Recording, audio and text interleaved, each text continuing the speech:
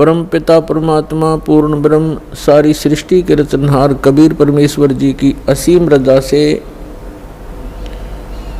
आप सभी पुण्यात्माएं सत्संग सुनने के लिए उपस्थित हुए।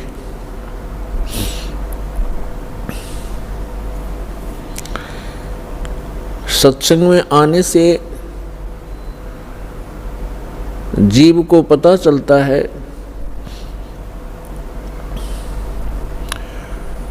हम कौन हैं, कहाँ से आए हैं। यहाँ ये मरने और जीने की व्यवस्था किस कारण से बनी हुई है। इस बात को प्रत्येक प्राणी महसूस करता है। जन्म हुआ अच्छी बात,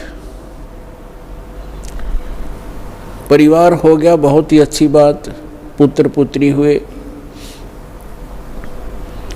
संपत्ति कोठी बनी, बस क्या कहने। और फिर मृत्यु,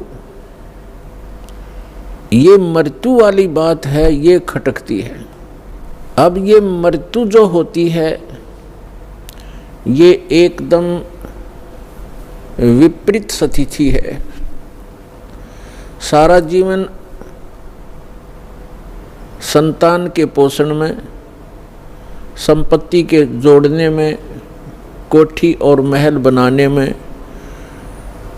लगा देता है प्राणी, और 1 मिनट के बाद पता नहीं पुत्र की मृत्यु हो जाती है, पुत्री मर जाती है, पुत्र वधू मर जाती है, माँ की मृत्यु हो जाती है, परिवार का परिवार भी नाश हो जाता है। तो यहाँ हमारी बुद्धि कभी नहीं जाती कि ऐसा क्यों हो रहा है। हमने एक ये परंपरा मान ली कि ऐसा होता ही है, ऐसा होता है, सबके साथ हो रहा है, इसलिए दुख तो होता है।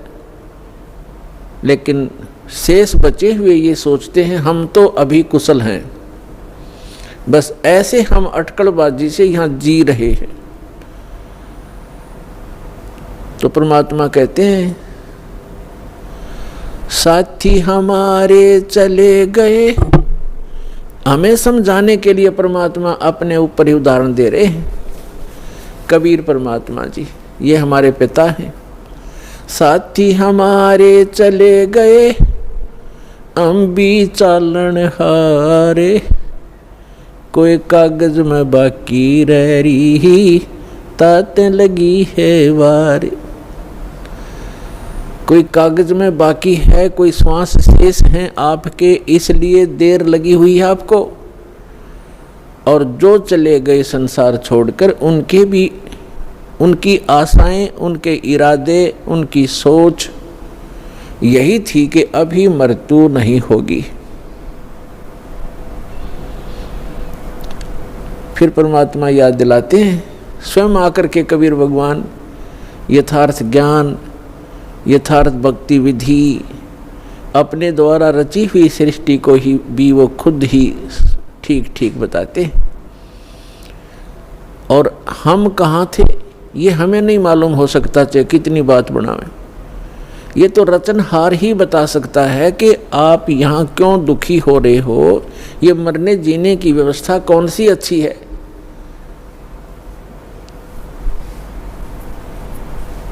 इस बात को सभी मानते हैं कि अच्छी नहीं है।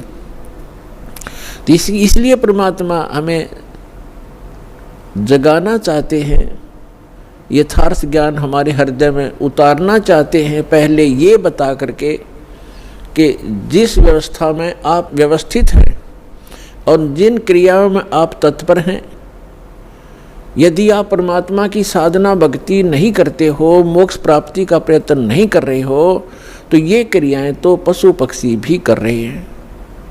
तो मानव शरीर की क्या आवश्यकता थी, जिसमें परमात्मा ने अच्छी सोच दी है, बुद्धि दी है, और समय पर गर्मी सर्दी प्राकृतिक आपदाओं से बचने की व्यवस्था भी हम कर सकते हैं। जैसे गर्मी से बचने के लिए कोई झोंपड़ी महल मकान बना सकते हैं, इतनी बुद्धि भगवान ने दी है। समय पर आहार करने के लिए हम पूर्व संग्रह कर लेते हैं,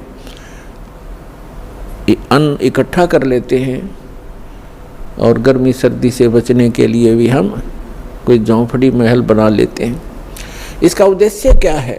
इसका उद्देश्य ये है, इन सब सुविधाओं को परमात्मा ने इसलिए दिया है कि आप प्राकृतिक आपदाओं से डिस्टर्ब ना हो सकें और भक्ति करते रहें। जैसे परमात्मा की प्राप्ति में ये आत्मा उसी समय से व्याकुल है जिस समय से ये उस परम पिता के उस सुखमय स्थल से, उस सतलोक से, अमरलोक से बिछुड़ कर आई है, उस परम पिता से दूर हुई है। उसी दिन से इसको आभास हो गया है कि जो सुख मैं छोड़ के आया हूँ वो यहाँ नहीं है। उसकी खोज में फिर ये अपनी अटकलबाजी से, जीव सोच से सोचने लगता है, प्रयत्न करता है,